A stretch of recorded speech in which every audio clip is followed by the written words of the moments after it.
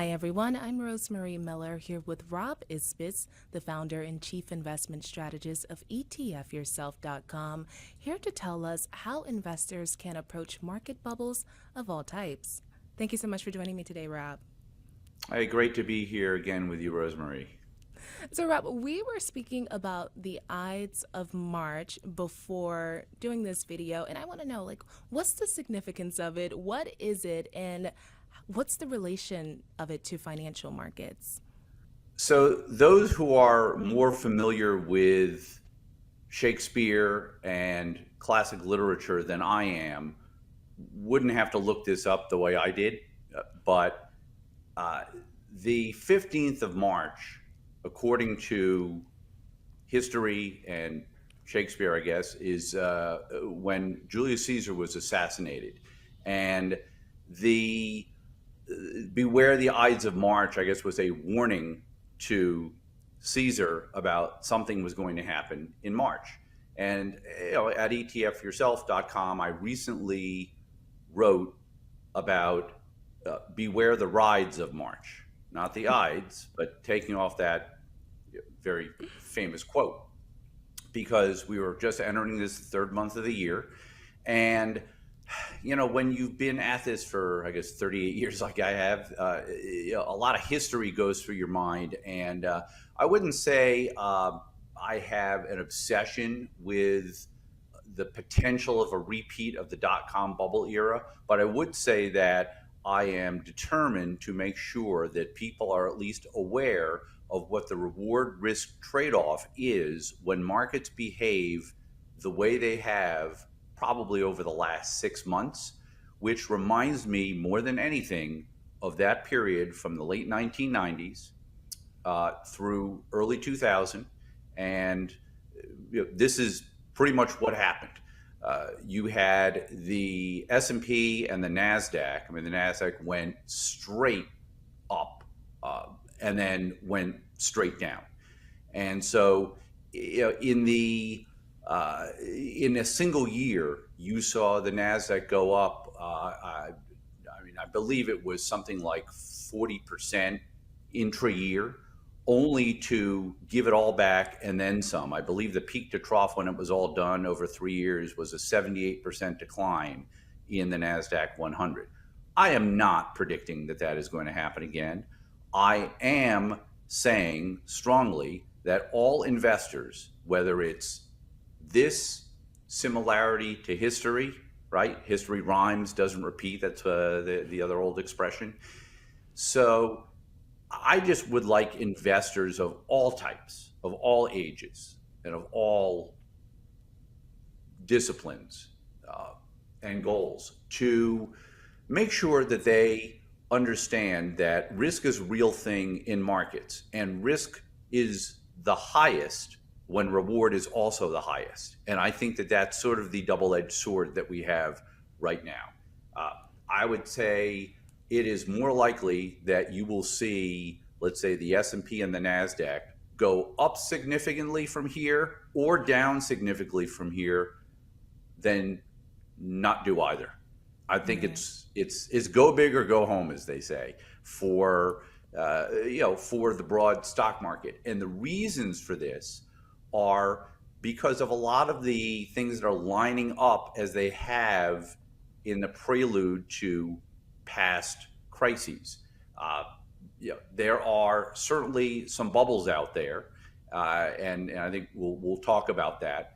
But to me, this is why risk management, and there's a variety of forms, certainly much more than we can detail in one discussion here today. But whether people look at what they call inverse ETFs, raising cash when treasury bills are at the highest rates they've been at in about 15 years, and they've remained high at the very short end of the treasury curve. Options, if people know how to use them. I mean, it's up to everybody individually. I can't give them advice on how. All I'm saying is, I think with all the curiosity about cryptocurrency, Bitcoin, hitting new highs, and NASDAQ hitting new highs, and S&P hitting new highs, I think investors should balance, if you will, their investment knowledge diet with some risk management training. And there's a lot of places to get it. Unfortunately, sensationalism tends to sell at times like this. And I say that as somebody who's been through every market gain and debacle since the 1987 crash, where the S&P lost 22, 23% in a single day. And I remember it like it was yesterday. I was a rookie in the business. So, those types of things don't escape your memory. You don't just assume one's around the corner every single time, but you are ready for it if it does happen. No different than, let's say, the entire concept of insurance. Okay. So, Rob, no, I totally agree with that. I was speaking with a guy, it was about cryptocurrency, and he said, get rich quick and get poor quick are the same thing. Mm-hmm. Yep. Mm-hmm. But Rob, I do want to talk about that's that. Right. If we find ourselves in an investment bubble, what do you think we should do? Yeah. Well, of course, everybody is different, but in one of my recent pieces over at ETF yourself, I did put something together which was sort of a compendium, and this is free. Anybody can see it on the site. It was called How to Play with Bubbles, which is something I think we all probably did when we were kids, but it's a little more serious subject now. So it's basically my checklist for what happens when you see a bubble. And by the way, I also will point out there are a lot of areas of the stock and bond markets that are far from bubbles. Okay, I'll mention dividend stocks as one example. Not all dividend stocks, but stocks that tend to pay the highest yields have and are still high quality companies. For the most part, those are still kind of in the dumps. And so recognizing what is, let's say, priced fairly or underpriced long term, as opposed to what is assuming the future turns out perfectly, which is what bubbles are about. I mean, let's say, look, with Bitcoin where it is, just take that as an example, okay? Yes, it's at an all-time high. It's also at the same place it was, I don't know, a couple, 3 years ago. Okay, so same thing happened with many others. I just noted also, so everybody knows that if they follow the NBA, that LeBron James became the first NBA player to hit 40,000 point level. Okay, and whether it's LeBron, Michael Jordan, they were both the greatest as far as they're both GOATs, as they say, right? So, but the funny thing is, okay, it was a little bit of a race, because the Dow is getting close to that level, and the Nikkei index in Japan was on its way to 39,000, 40,000, and LeBron beat the Nikkei by 2 days because the stock market's not open on the weekend. So LeBron did it on Saturday, and the Nikkei index in Japan, if you woke up Monday morning, said, oh, it hit 40,000 points too, just completely different games.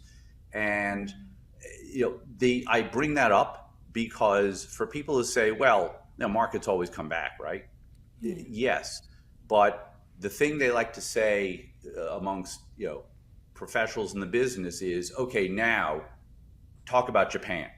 Well, and what they mean by that, again, it was early in my career, but I can recount the story briefly here. The Nikkei average in Japan hit 39,000 at the end of 1989, I believe. So LeBron was 5 years old.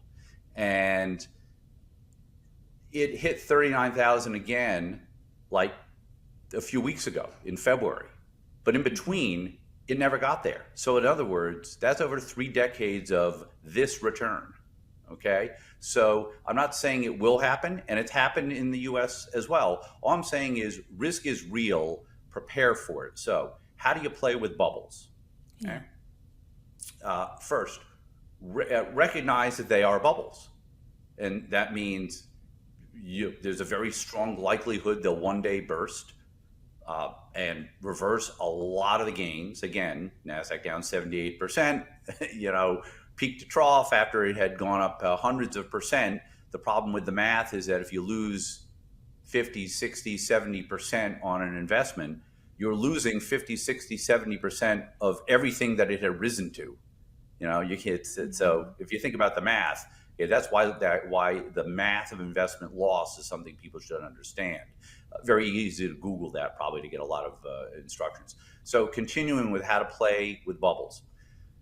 Nobody knows when the bursting will happen, and if it will be an event, 1987, a shock, like there have been many times in history, or it'll be a crash, kind of like we had in 2020, which people already forget. The S&P was down 33% in 5 weeks, but it came right back.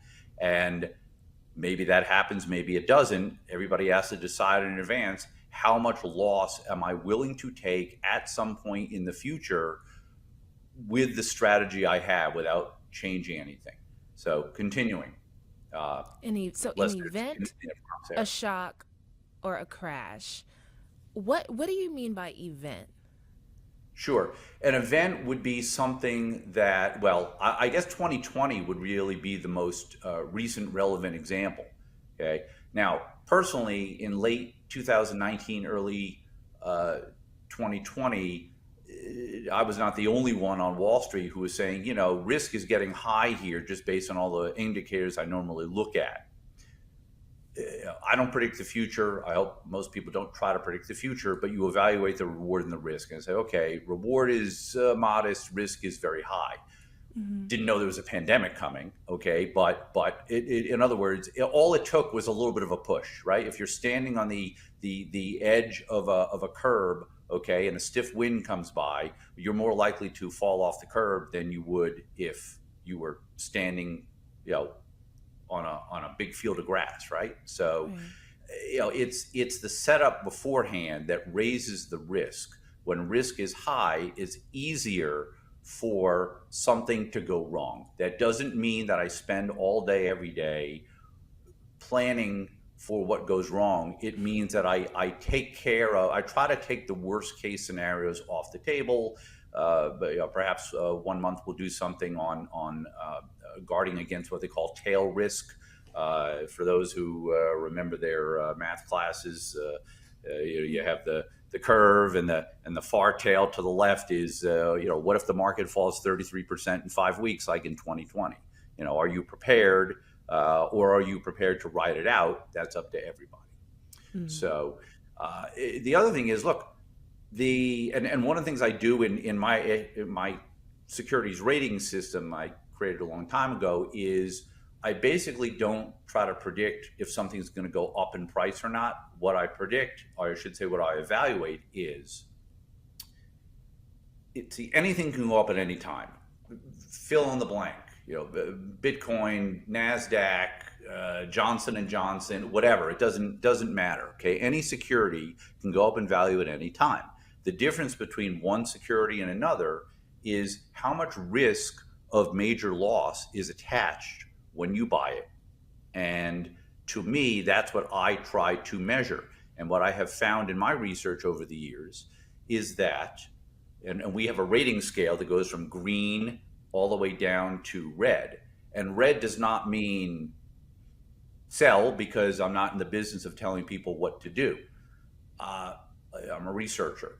But a red rating in our system means risk is very high, but this may also be when the greatest returns can be had, and you have to decide how much red in our system you want in a portfolio versus green, which might be a little more confidence, or gray, which is in the middle. You've got 5 different color ratings. So I see a lot of red right now, okay? And I don't mean on the screen, depending on the day, but there's a lot of these red situations where I say high risk, high reward.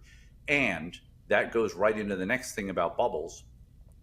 The last stage of a bubble is frequently the one with the biggest gains. And just look at what's happened to the stock market since late last year. And just finishing the list, see if we have more questions on this. So, what do you do? Okay. Yeah. I think you take a nimble approach. Again, everybody has to define what that is. I mean, I'm a tactical investor. I'm not the buy and hold forever. I have this ROAR score that I use, reward, opportunity, and risk, that I kind of rotate and say, okay, sometimes I'm willing to take on half the risk of the market. Sometimes maybe it's a little less, a little more. Maybe it's a lot less, a lot more. Okay. So it's be nimble and stay humble and stay within yourself, as they say. And part of that is deciding before it's too late how much you're willing to risk playing with bubbles. And that's where I think constructing your portfolio and taking an approach, having a philosophy to construct a portfolio, not just pick investments. So you end up with a collection and then you end up at the last minute saying, oh, I didn't realize that everything I own is going to go down at the same time. Well, that's not diversification, right? So a lot of people make a whole list of investments, they buy them, and they don't really understand how much they're kind of owning the same thing over and over again. So portfolio construction is a lot better than just collecting securities. Again, this, when there are bubbles in play, one of the things that automatically does to me as a portfolio construction specialist is I automatically say, the more of those red situations I just mentioned, that automatically reduces the range of weighting in my portfolio that I am willing to invest in it. So for instance, whatever it is today that I think may be in a bubble, I'm not necessarily avoiding it, but if I would normally have bought, I don't know, just pick a number, a 10% position in my portfolio to bubble-like things, well, today it might be 3, because I still want the upside, but I don't want to risk as much loss. So Rob, position sizing and weighting is the thing. can we go back a little bit? So you were Mm-hmm. talking about having your portfolio collection and everything can go up all at the same time or down all at the same time.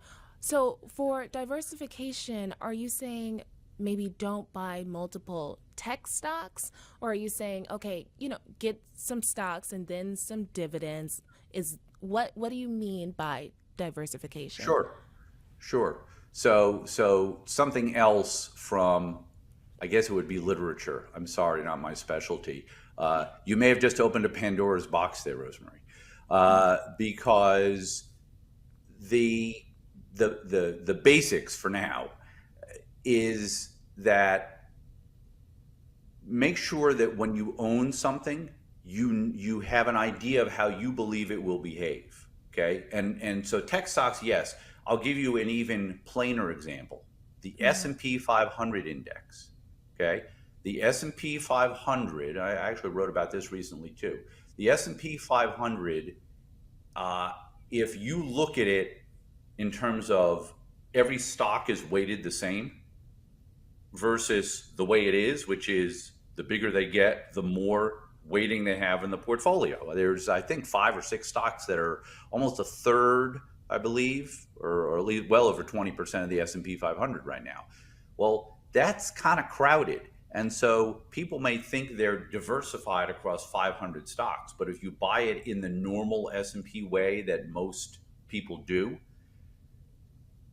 400 some odd, maybe as many as 480 to 490 of the 500 stocks are having almost no impact, which means that you feast or famine with the ones at the top. And this is crowding at the top. Guess what? Coming full circle in this conversation, that was the eventual tip-off when we look back at history of what happened in the year 2000. And even in 2007, 2008, a lot of market peaks happen sometime fairly soon after you get this concentration. So again, is it going to happen again? I don't know. I'm not a crystal ball guy, right? So, but I'm saying risk is high, reward potential is high. Don't think of your investment portfolio, constructing a portfolio, and the risk you take as being in normal times, because the times haven't really been normal, I would say probably since the onset of the pandemic, because I think economically and socially, we're still kind of dealing with a different world, and it affects markets. It's brought a lot more people into the market, which is phenomenal.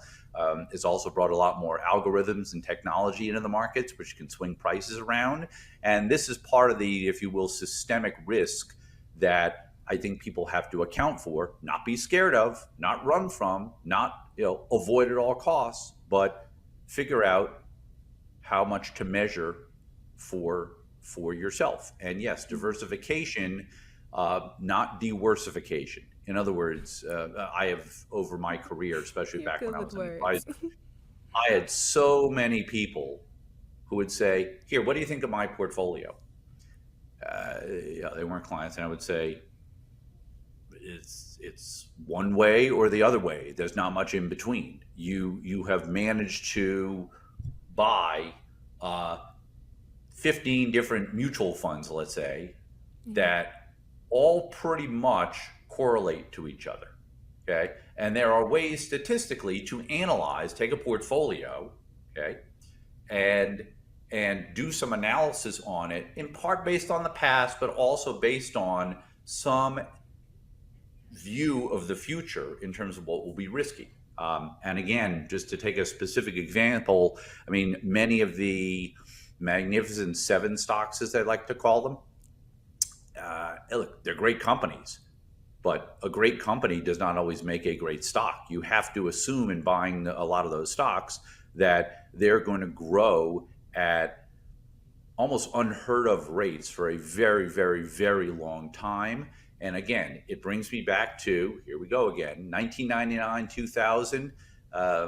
Believe it was the CEO of Sun Microsystems was the name of the company. And I think this was after the dot-com bubble bust, and he was talking to a group of analysts who had kept raising the price targets, raising the target, raising the estimates.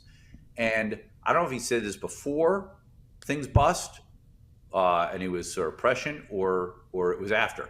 But he said something along the lines of, for us to meet the expectations for where the stock price is right now, we would have to like grow revenue by 100% a year, never pay taxes, cut our employees by 90%. I'm making some of this up, but the idea is that measures would have to be so, like, maybe nothing's impossible, but come on, it's impossible. And he was called, this is a CEO of then one of the biggest companies, calling it out. So again, there's so much about this environment, more, I would say, sentiment wise, emotionally with investors. I think crypto feeds into that, since we don't exactly know what it's going to be eventually. It'll be something, but you know, there's a lot of assumption being made in today's prices in certain parts of the market.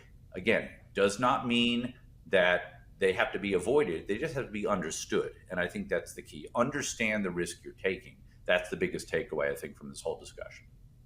Well, Rob, we could certainly talk all day about this. Thank you so much for joining me today. Oh, sure. Thank you, Rosemary.